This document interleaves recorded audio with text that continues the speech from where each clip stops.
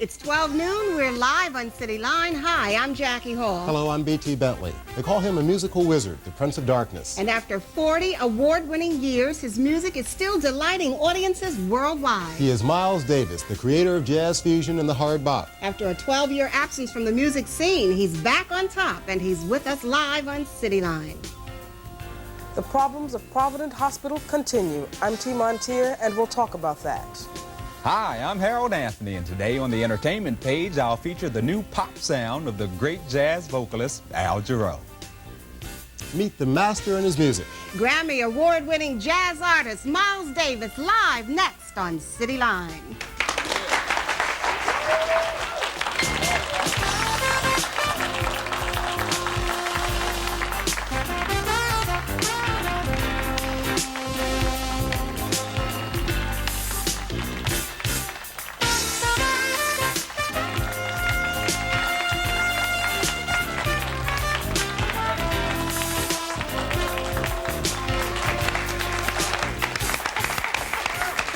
Good afternoon, ladies and gentlemen, and thank you for joining us for another edition of City Line, a very special edition. We have a very special guest, and we'd like you to meet him right now. Ladies and gentlemen, Mr. Miles Davis.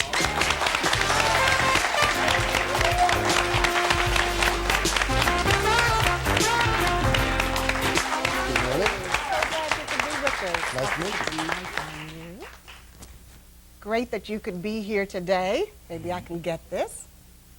Okay, finally. So comfortable. Have a seat. So glad that you could be with us today. Baltimore has missed you for quite some time. It's been more than 10 years since your last appearance here. Is that correct? Right. Thank you very much for being here. Could you tell us, is this part of a nationwide tour? Tell me your names first. Oh, I'm sorry. My name is B.T. Bentley. And I'm Jackie Hall. Okay. All right. Is Baltimore part of a nationwide tour or a special appearance? Just the concert at the school. Are you having any intention of doing a larger tour, or are you really just basically going city by city and making a decision on an individual basis? Well, that's it. Just one concert. Okay. We do about, we'd like to do about 3 a month. Okay.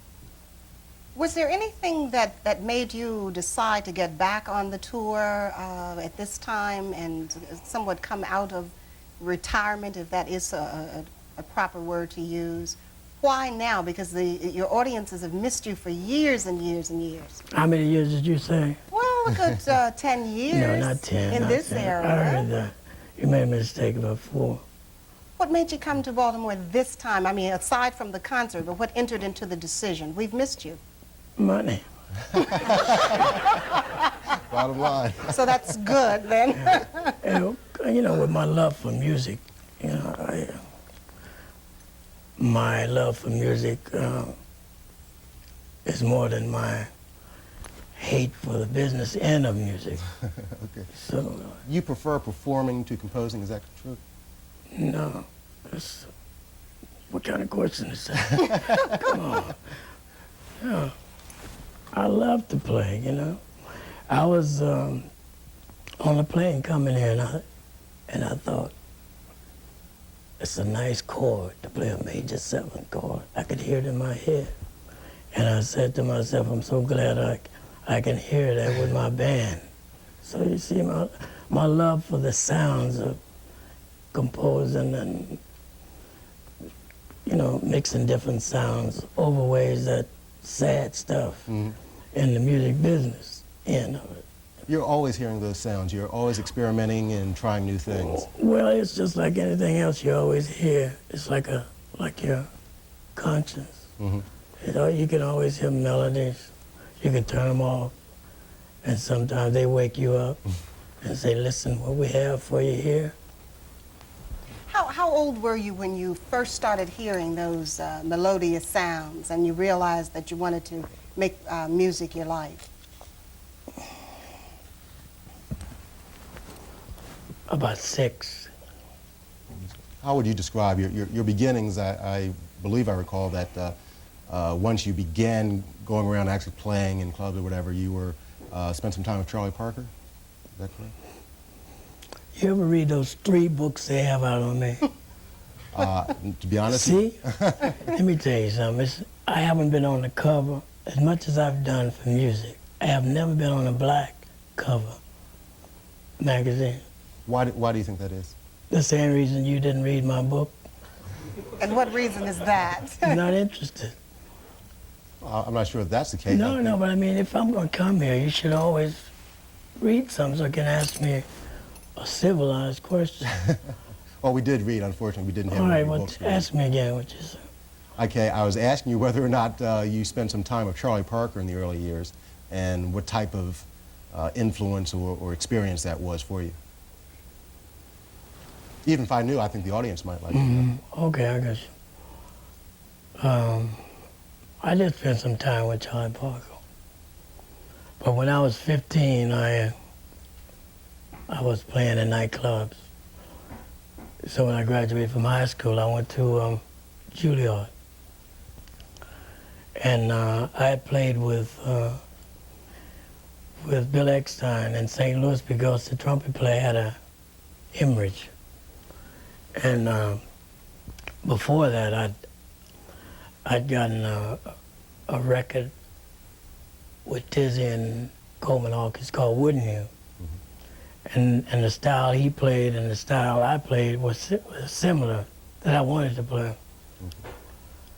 So Charlie Parker was in the band in St. Louis, pardon me, with Bill Eckstein, pardon me. So Juilliard was in New York, so I looked him up. Okay. So I used to go down on 52nd Street every night to hear him and Dizzy. So Dizzy, I think Dizzy went to do some concerts with Norman Granz, Jazz at the Philharmonic. And Bird and I lived in the same house. So when I was waiting on him to catch a cab to go home, the owner said of the club, Bird said, well, I'll bring my band in there. He said, well, you can't find a trumpet player. Who's going to play like Dizzy? So he said, him. And I looked, I said, who? He said, you. Yeah. I was scared to death, scared to death. But I knew everything Dizzy was playing. I'd memorized it. Okay. Well, let's take a break for a minute. We're going to come back and we're going to look at your latest, or your video for the new album, Decoy. Please stay with us. We'll be back in just a minute.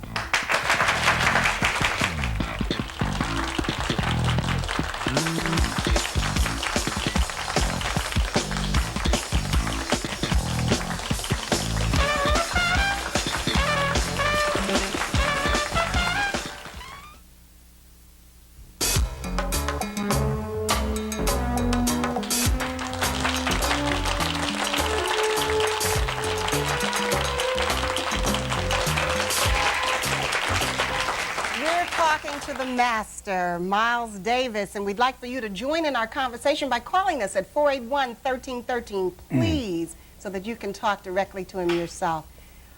Your album, Decoy, are there any original cuts on there or any revisions of old cuts? What kind of music will we hear on Decoy? Well, all of it's original. We wrote all the music. I can't tell you much about it. Have you heard it? Have you heard a little bit? I've heard some of the cuts, yes. That cut you heard there was called 415. It's the San Francisco area code. Pardon me, Robot 415. It's okay. It's just a bridge to the other number that's coming up. And it was C minor blues that I wrote, and it's different. The structure is different of the blues. Is this music that we'll hear on Decoy an extension of the Miles we used to know, or is this a new direction for you?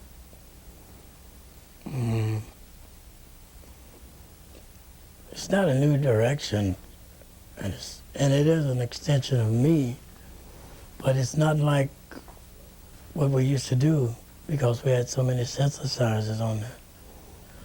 And they weren't, using, or they had perfected the synthesizers as much as they have now, then, before I stopped. We're going to take a look at the video that that we have of your title cut, Decoy, with Miles Davis. Let's look at that now. Visual statement about your music. The video thing is something I think somewhat new to jazz, and is this your first video, I believe? It's the first video, but What prompted you to do it?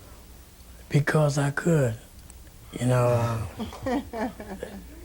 they don't usually make a video of a person if they're not singing. Mm-hmm. And you know, when they say jazz musician, they label you. That's the label you're not comfortable with, or that you don't feel is true? No, not really. But you can see what's happening when Winton plays classical music and jazz, Mm-hmm. the so-called. So I think it's a step. So other musicians like Art Blakey's band, Winton and Brantford, can make a video without having to open their mouths. You feel that there is a place for a video with Oh, yeah. so-called jazz music? Oh yeah. And that it's obvious from that particular video that it is compatible. So effective. Let's bring in our studio audience. We have someone at the mic now. Good afternoon, Mr. Davis. Yeah. My name is Andre Brown. It's a great honor for me to meet you, and I'm rather nervous and sort of intimidated because I'm going to ask you this question. I read an interview, I believe it was in a Playboy during the 1960s. I believe Alex Haley interviewed you. And what I want to ask you is performing. You seem to have a great disdain for performance as opposed to going in the studio and working. And you've been greatly criticized for your tendency, don't mean to maybe antagonize you, but tendency to turn your back to the audience when you perform, and critics and some of your fans don't believe that that is right of you, since they love you enough to pay for a ticket and come to see you perform. They feel at least you should have the courtesy of standing before them and playing. I hope that didn't make you angry. So what's your question, Andre? Yeah, why Why do I turn my back? back on the audience? I don't turn my back. It's just that on a stage, there are different sounds on the whole stage. And for trumpet, it picks up better. When you get, this side of a stage might be better for trumpet, and the drums might be better over that way. So I always try to pick the spot where the trumpet where I can hear myself. That's really what's happening. Thank you very much, and it's indeed an honor to meet you. Thank you. And Andre, we're all a little bit nervous up here today. Okay. Thank you. Your, I guess, nature of your music beyond, I hate to use that jazz label. It's okay. But you see, you hate to use it because it means black. No, I hate to use it because I don't think that it's something that your music fits into. Your music... Let me tell you why I don't like jazz first. Okay. The name. I was here in Baltimore years ago, and I mean, it was still kind of prejudice, right? Mm-hmm. I mean, it is now, but I mean, you know what I'm saying? Yeah. I played Morgan State for free, and the union fined me, okay. If someone says, who murdered their woman, and the police, and she would say, it was a jazz musician, they would right away put out on for a black man. Mm-hmm. See? You know what I mean? Okay. And what we play, I think it's social music that comes from us and the air. You know, all those melodies that you hear. It's like the difference between ballet and, say, breakdancing. Breakdancing is from the people. Mm-hmm. Ballet dancing is from white people. But because things are categorized, whether we like it or not, how then would you categorize the kind of music that you play and have played for years and years? Just to differentiate it from something else, from another kind. Put your face on the cover, and that says it all. But what if we hear it? What about when we hear it? We should say, then that's... You don't have to label it. don't have to label it. Just and simply your enjoy. sound makes it Listen, different. you don't know whether I took this from Ravel or Stravinsky, you know, or Charlie Parker, you know, or Prince, or a part of Michael Jackson and Quincy's music. But I just don't like it. It makes me feel funny when I hear jazz musician, because right away it drops like that. And it seems they've had trouble categorizing you. They have credited you Not with me. creating sounds, the fusion sound, the I hard know. bop sound.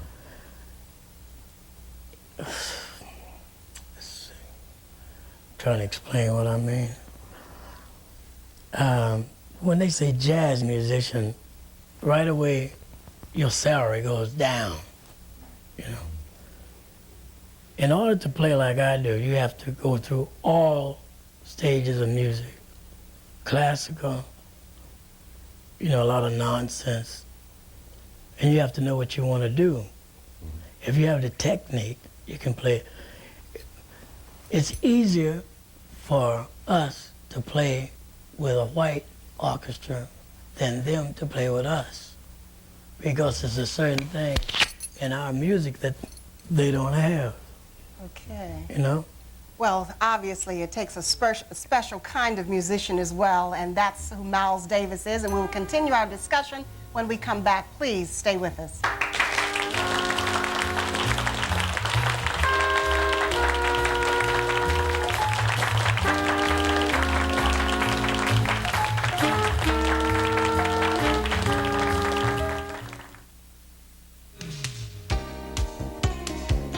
Now here's this week's community calendar. On Saturday, December the 8th, beginning at noon at the Pikesville Armory, Master Garcia Davis will present a karate tournament and Christmas show featuring some of the finest martial artists on the East Coast executing their skills in competition and demonstration. Proceeds from this martial arts extravaganza will aid many of the city's poor and underprivileged through the St. Ambrose Outreach Center.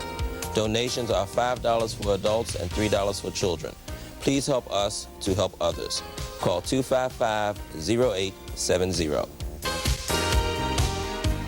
If your group or organization would like to announce an event, please write us in care of City Line, WJZ-TV, Television Hill, Baltimore, Maryland, 21211, or call us for further information at 466-0013 between the hours of 9 and 5.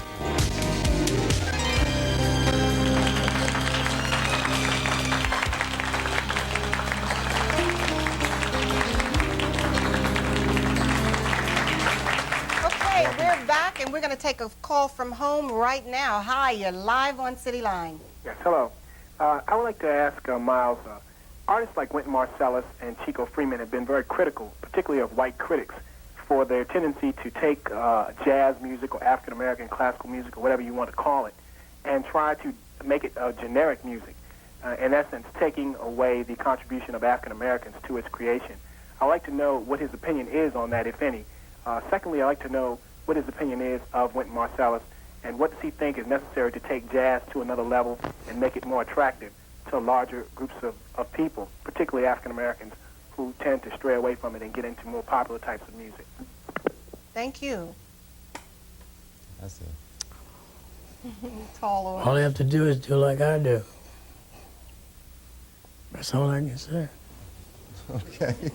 But so many others can't do what you do. Then they should study. That's the reason when you say jazz music, a black person thinks that they can just pick up a horn and play. When I was in school, I had to jump on my music history teacher's case. She said black people started playing the blues because they were unhappy and poor. My father was rich, and I could play the blues, you know. So they have to study. Wynton needs to know a little bit about theory more than he does, because they all play cliches, and the critics, I don't know what he's talking about. You know, the critics don't want to move either.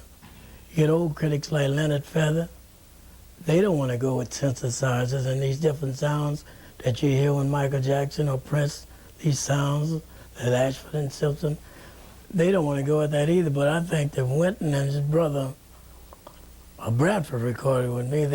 He wants me to produce his next record. I think they should get with the new sounds. Okay. Let's take a question from our studio audience. Yes, sir. Good evening, Mr. Davis. My name is Sylvester Felton. It's a pleasure to meet you. My question has to deal with the music, the industry that you have influenced over many years. I'd like to know if we have the, I'm kind of nervous also, we have the honor of seeing a motion picture from you in the near future. A what? A motion picture from you in the near future.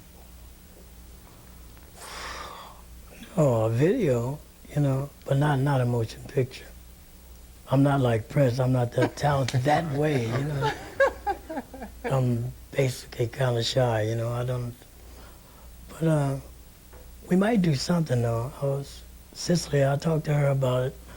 A little kids thing, you know, like Peter and the Wolf or something like that. Okay. We're looking forward to it. Well, we're gonna do it. We're gonna turn it around and make it black.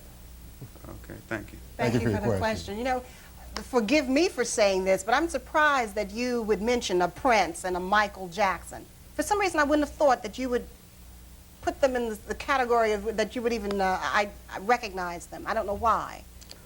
Because they're really composers, you know. When you sing a song and you have to have an arrangement, when you stop singing, they have to fill in the crack. And some people can fill in cracks more so they can, like you say, Prince will say something, he'll sing, right, a phrase. Underneath is or the music that you hear under him, and after a phrase are short compositions, actually. So some people can come, they have, Prince does everything himself, but Michael has about 3 other composers, like one for brass, one for funky sound to bass and drums, one for different composer for violins. And that's it. If he wants horns, a different composer for horns. All righty, we're going to take another call. Someone's waiting to talk to you. You're live on City Line. Yes, hello. Baltimoreans are honored to have Mr. Davis among us. You know, we have a rich musical heritage of our own with Billie Holiday and U.B. Blake. My comment for you, sir, or question rather, is what was your inspiration for your brilliant interpretation of Bitches Brew? And secondly, what would your assessment of T.S. Monk's value for modern music be? Thank you. Thank you. What did he say? Inspiration for Bitches Brew? That's right.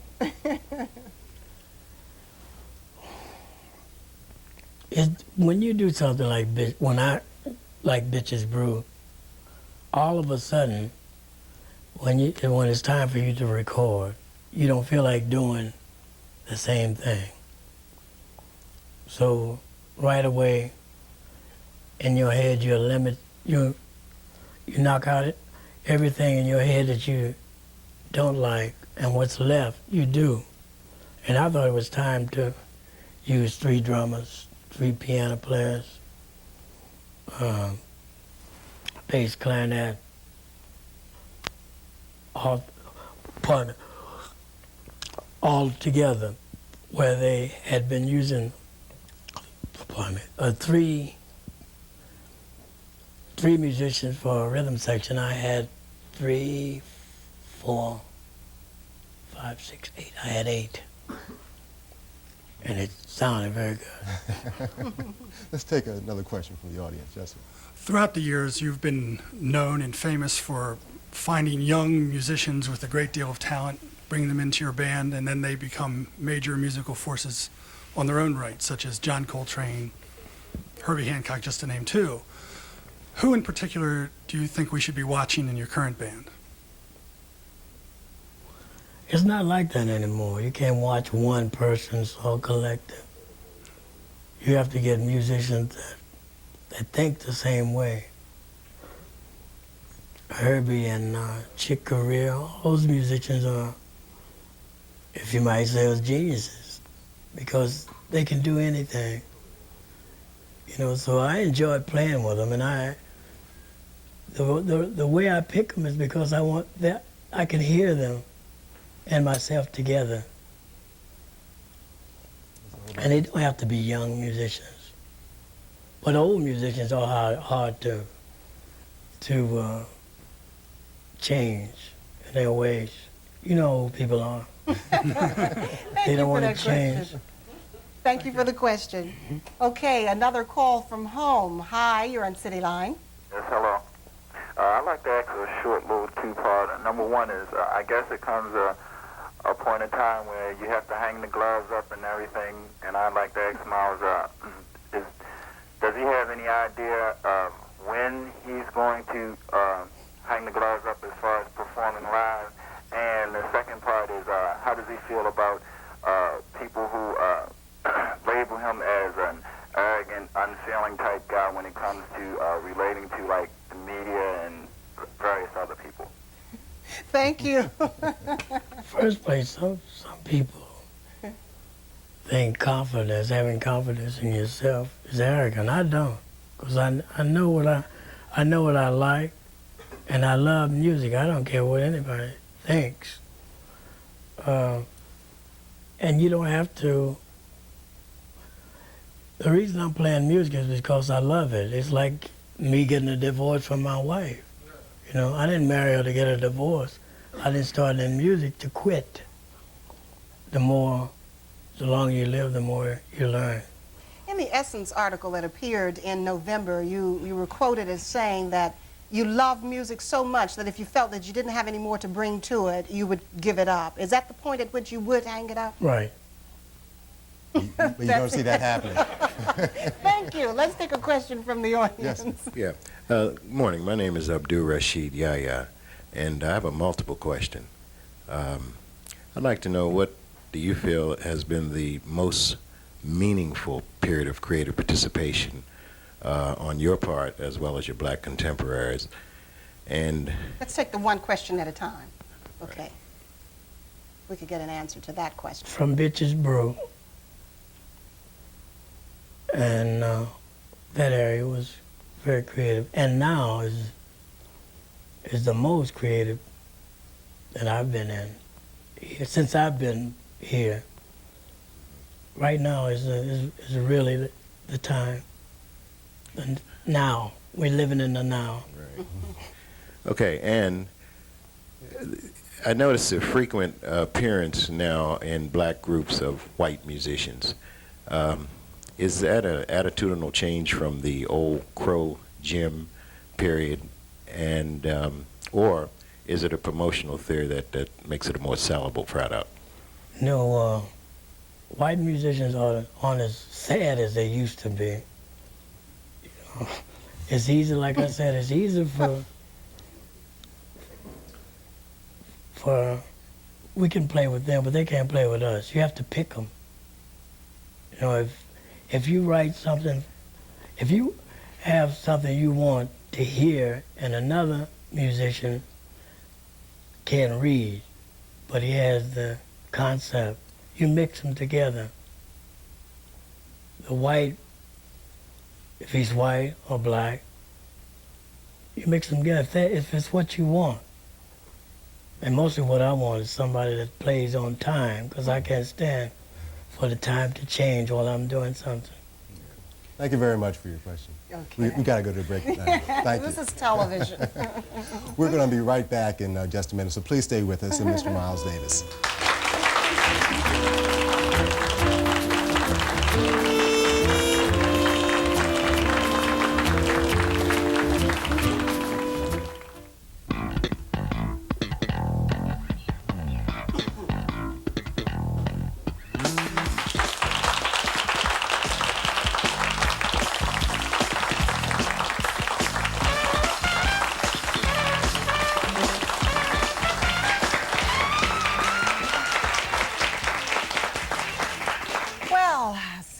Is delighted and honored to have Mr. Miles Davis here today. And contrary to what he feels, at least felt in the beginning, we have read up on you and we've followed you for years and years and years. And we are aware of your special marriage and relationship with Cicely Tyson. Which we're not going to talk about.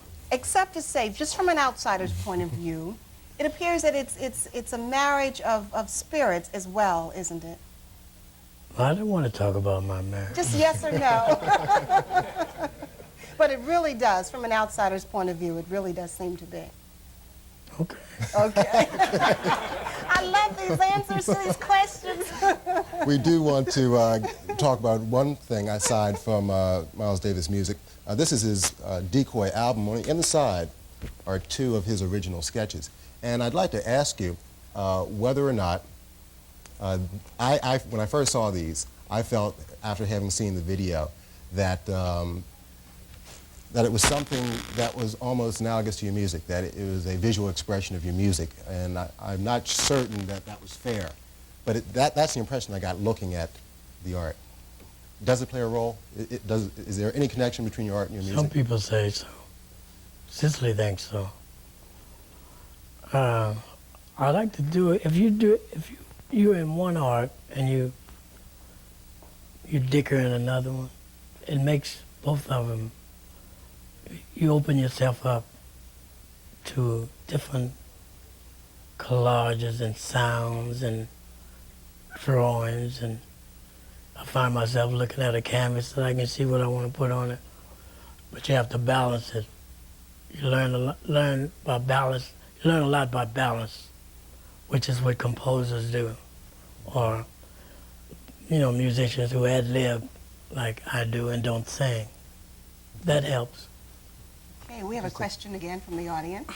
Hi, my name is Naima, and as me being a younger jazz musician, I want to know if you could give me any advice, because I play woodwinds and I attend the School for the Arts, and I'm trying to make a decision, well, should I be a classical musician or a jazz musician? But my whole family is into jazz, and to see how much struggling they've went through, and being a jazz musician, could you give me any advice? Can you play piano? A little bit. Well, you have to be a jazz musician. I can't be a jazz musician.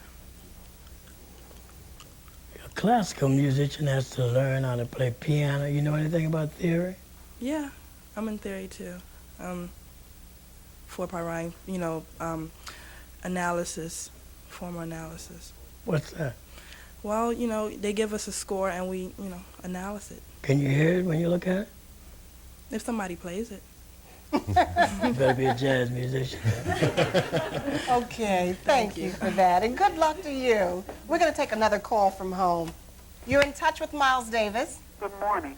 I was calling to find out why Mr. Davis is constantly referring to black and white music and black and white people. And also, my younger sister would like to know, did Morris Day of the Time design his outfit? Thank you. Did who? Morris Day of the I think that was a tongue-in-cheek comment, but the first part may be more pertinent. Why do I do that? Yes. Because when I was going to Juilliard, I had to make a decision whether to play, if I wanted to play classical music or the music I chose to play. But when you play classical music, if you have to play it because you love it. So you have to go from learning. You have to play piano. You have to play all the instruments. But I still think that when a lot of black musicians give a white man too much credit when they say they want to be classical musicians, for not to please themselves, but for a white person or a critic to look at them and say, oh, he's really good, he can play what we write. Anybody can do that. But isn't that a reality? What do you mean? Many times you're made or broken by what those critics have to say about you, and that is the reality. No. It is not? No. Is there a plateau that you either have reached or hope to reach with your music, or is it something that's just going to continue to expand and grow from your mind? I have they want me to record with the Berlin Philharmonic, and we're going to write some music for them, and we're going to change the structure of a Symphony Philharmonic Orchestra. We'll probably have speakers. We have scratching. I mean, it's going to be different than the regular form of symphony classical music. You know. Miles Davis, thank you for coming here on City Line today. It has been indeed a pleasure to meet you. It's my pleasure. And to learn from you, by the way. What is it? Thank you so much, and break a leg tonight. All right, can I leave? Yeah, well, yes. We'll take a break and come back with T. Montier in the newscast.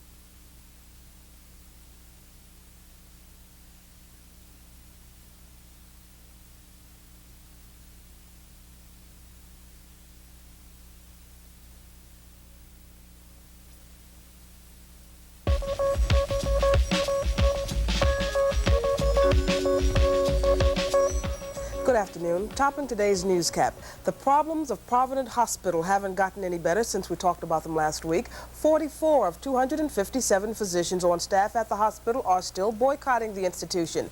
The board has yet to take any decisive action. Joining me now to discuss the controversy is Delegate Larry Young. He is a member of the governor's task force on cost containment. Delegate Young, thank you for joining us today. That task force will be issuing a report soon, I understand, and is Providence mentioned in that report, and what is the nature of that report? No, Providence is not mentioned, nor will any hospital, any particular healthcare facility be mentioned. The task force should have its report before the governor on December the 7th. That report will have about 25 recommendations, mainly talking about the regulatory process, talking about utilization, talking about health insurance, and 2 or 3 other matters. The highlight of the report will deal with excess bed capacity, and regretfully, I would also say that we'll be dealing with the potential issue of merger, closures, and consolidations of particular hospitals. Well, how much validity do you attach to the suspicion of, say, Congressman Perrin J. Mitchell and others, who have said that there is a plan afoot to force the merger of Providence Hospital or to remove it as a black-controlled and operated institution? I think that Chairman Elijah Cummings of the caucus stated very clearly that the caucus will not accept, be a part of, or support in any way any consolidation, merger, or any particular action that would cause us to lose Providence Hospital as the most prominent employment organization that we have in the state, as well as the fact that we know we need to keep and maintain Providence as a black healthcare institution, and we will do this. One of your fellow delegates in Annapolis will be introducing legislation, I understand, in the 85 session that deals with the specific issue of boycotting hospitals by physicians. What is that legislation about? I was able to get a quick review of this. It basically says that a physician in the state of Maryland who's licensed by the state board who boycotts will be fined a maximum of $5,000 if they were to boycott a particular hospital. Delegate Larry Young, thank you very much. In other news, Haitian refugees have accused the U.S. of flagrant discrimination in excluding them from a program that is expected to grant permanent residency status to 100,000 Cuban refugees. The Reverend Gerard Jean-Just, Executive Director of the Haitian Refugee Center, says he is happy for the Cubans, but the government's failure to take action for Haitian refugees represents flagrant discrimination. Los Angeles Mayor Tom Bradley has announced he will seek a 4th term as mayor of the nation's largest city. Bradley has vowed to clean up toxic dumps, help the homeless, and make the city a sparkling cultural center. Congressman Mickey Leland, chairman of the House Select Committee on Hunger, led a delegation of Congress members this weekend on a tour of drought-stricken Ethiopia to observe relief efforts and prepare a report to Congress on the famine. Among the Congress members joining Leland on the tour are Representatives William Gray of Pennsylvania and Adolphus Towns of New York. 300 miles south of Addis Ababa. Remember Curtis Sharp, the New Jersey gentleman who won the $5 million lottery not too long ago? Well, Sharp is in the news again today, this time for a generous donation. Sharp says he will donate $15,000 in goods to help famine-stricken Ethiopia and deliver them personally, along with 5 of his trademark derby hats and his favorite white suit. And finally, Georgette Kaiser, an energetic senior at Pikesville Senior High School, is City Line Student of the Week. Georgette is enrolled in the Gifted and Talented program at Pikesville and has attended the Maryland Center for the Gifted and Talented. She enjoys running 2 hours each day, is captain of the cross-country team, and president of the Young Adult Ushers. Georgette would like to continue her education at either the United States Military Academy or the Air Force and pursue a career in computer science. Congratulations and best wishes to Georgette Kaiser, City Line Student of the Week. And that is today's Newscap. I'm T. Montier. More of City Line up next. Have a good day.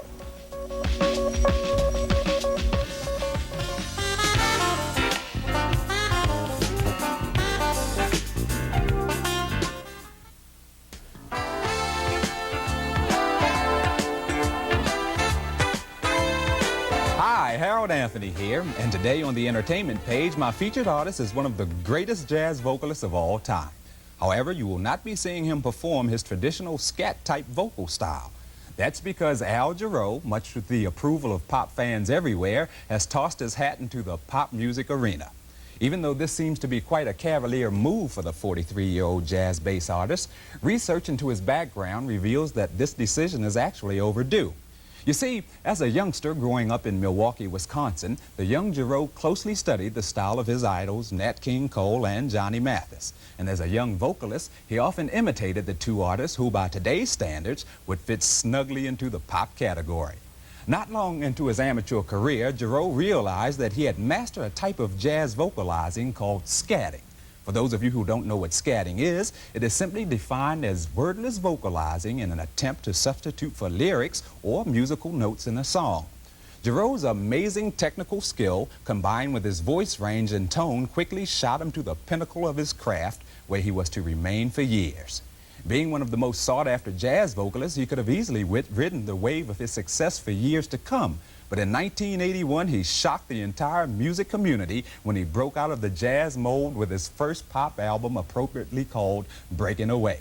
Since then, Al Jarreau is well on his way to a second heavyweight title. Only this time, and it's never seen, that was Al Jarreau with his latest hit called After All. Speaking of artistic transitions, you can all be on the lookout for the first serious attempt of rock singing by the clown prince of comedy, Eddie Murphy. Rick James and Eddie recently got together and took on a multimedia collaboration called Party All the Time, in which he unleashes the singing potential that we witnessed during his Delirious tour. However, this is not Eddie's first attempt at a singing career. 2 years ago, he took a lighthearted stab at the industry with a hilarious rap record called Boogie in Your Butt, which was banned from the airwaves of many radio stations because of its controversial lyrics.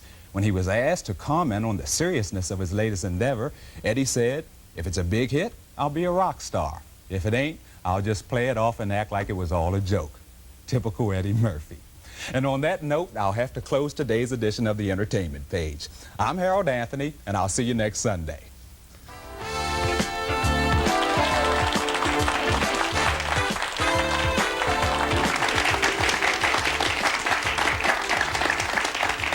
Thank you, Harold. I love Al Jarreau, one of my favorites. Woo! Yes, he's my most favorite. Most favorite? Yes. Most favorite. That's what she said. Great. Another great musician was with us today, Mr. Miles Davis, and I think it was a very unique experience. I think it was quite an experience, yes, yes. I'll never forget that experience. It was, you know, it was unusual because, first of all, he does not grant that many interviews, and he certainly doesn't do local talk shows, nor does he do talk shows in general. So that in itself was unique. And then to be here to ask him questions that he wouldn't answer was also unique. And he's a very private man, and I learned a lot about his music, talking to him and getting a better idea of where he was coming from. And he's not as misdirected, I think, as I thought he was before. As we misunderstood. And I think what it is, too, is that in a way we gain a greater appreciation for a grand talent. He's a genius. Definitely. I like He's to a get my hand genius. on And some we of need to his- respect that. Yeah. I'd like to get my hands on some of his paintings, but... Oh, I thought you were going to say something else. Okay, what about next week? Next week, we have a very interesting topic. Tell me, do you think that money plays an important role in your relationship? We're going to be talking about love and money next week. Indeed, and do money problems create other kinds of problems in those love relationships? I contend, well, we won't worry about that. Call us now if you'd like to be a member of our studio audience. Call us at 481-1313 if you want to be here to talk about love and money. Well, that's our show for today, and thank you very much for joining us. It's been a pleasure. I'm V.T. Bentley. And I'm Jackie Hall. Have a good Sunday. Bye-bye.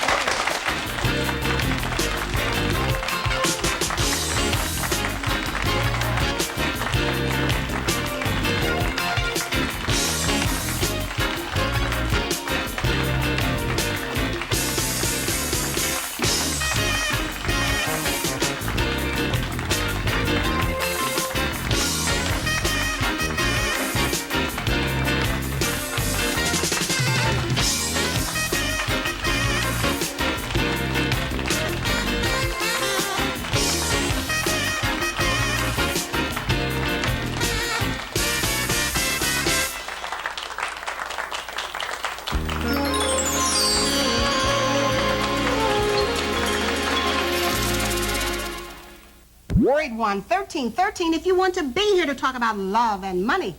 Well, that's our show for today, and thank you very much for joining us. It's been a pleasure. I'm V.T. Bentley. And I'm Jackie Hall. Have a good Sunday. Bye-bye.